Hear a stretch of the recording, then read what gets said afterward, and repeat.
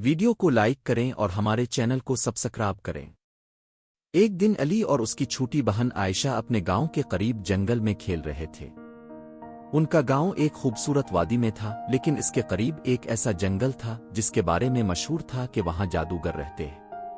علی نے عائشہ سے کہا، آج ہم اس جنگل میں تھوڑا اندر تک جائیں گے، وہاں کچھ راز معلوم کرنے ہیں۔ عائشہ نے تھوڑا ڈر کر کہا، لیکن بھائی لوگ کہتے ہیں کہ وہاں جادوگر ہیں جو بچوں کو قید کر لیتے ہیں۔ علی مسکرا کر بولا، ڈرنے کی ضرورت نہیں، میں تمہارے ساتھ ہوں۔ جب وہ جنگل میں داخل ہوئے تو ہر طرف عجیب سی خاموشی تھی۔ درخت اتنے اونچے تھے کہ سورج کی روشنی بھی نیچے نہیں پہنچ رہی تھی۔ چلتے چلتے انہیں ایک پرانا اور ٹوٹا ہوا پل ملا۔ پل کے نیچے ایک ندی بہہ رہی تھی جس کا پانی سنہری لگ رہا تھا۔ عائشہ نے کہا، بھائی یہ ندی تو عام پانی جیسی نہیں لگ رہی۔ علی نے پل پار کرنے کا فیصلہ کیا۔ جیسے ہی وہ پل کے بیچ میں پہنچے، ایک جادوئی روشنی پھیل گئی اور ایک پراسرار آواز آئی، جو اس پل کو پار کرنا چاہتا ہے اسے ایک معائنہ حل کرنا ہوگا۔ علی نے ہمت سے کہا، پوچھو کیا معائنہ ہے؟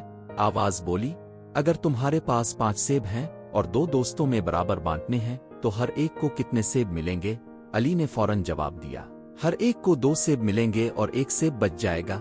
آواز نے خوش ہو کر کہا، تم نے صحیح جواب دیا، جاؤ، لیکن یاد رکھنا آگے راستہ آسان نہیں ہوگا۔ جب وہ پل پار کر کے آگے بڑھے تو ایک بڑی جادوئی دیوار آ گئی جس پر ایک دروازہ بنا ہوا تھا۔ دروازے پر لکھا تھا، صرف وہی داخل ہو سکتا ہے جو سچائی اور ہمت کے ساتھ آئے۔ علی نے دروازہ کھولنے کی کوشش کی لیکن وہ نہیں کھلا۔ عائشہ نے کہا، بھائی شاید ہمیں اپنی نیت صاف کرنی ہوگی۔ انہوں نے ایک دوسرے کا ہاتھ پکڑا اور کہا، ہم صرف سچائی کے لیے یہاں آئے ہیں۔ دروازہ خود بخود کھل گیا۔ اندر ایک خوبصورت باغ تھا جس میں رنگ برنگے پرندے اور پھول تھے، لیکن باغ کے بیچ میں ایک بڑا سانپ بیٹھا تھا جو ان کا انتظار کر رہا تھا۔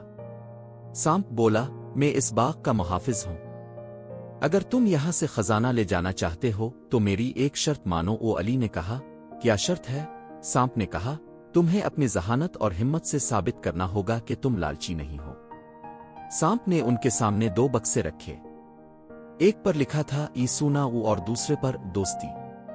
علی نے تھوڑی دیر سوچا اور پھر دوستی او والے بکسے کو اٹھا لیا۔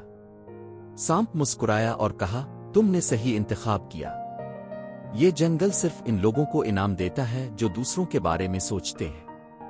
جب انہوں نے بکسے کھولا تو اندر سے ایک جادوئی کتاب نکلی۔ کتاب میں لکھا تھا کہ یہ کتاب ہر مشکل وقت میں مدد کرے گی۔ علی اور عائشہ نے سانپ کا شکریہ ادا کیا اور گھر واپس آ گئے۔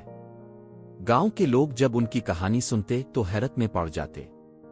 وہ جادوئی کتاب آج بھی ان کے گھر میں موجود ہے اور جب بھی کوئی مشکل آتی ہے کتاب ان کی رہنمائی کرتی ہے۔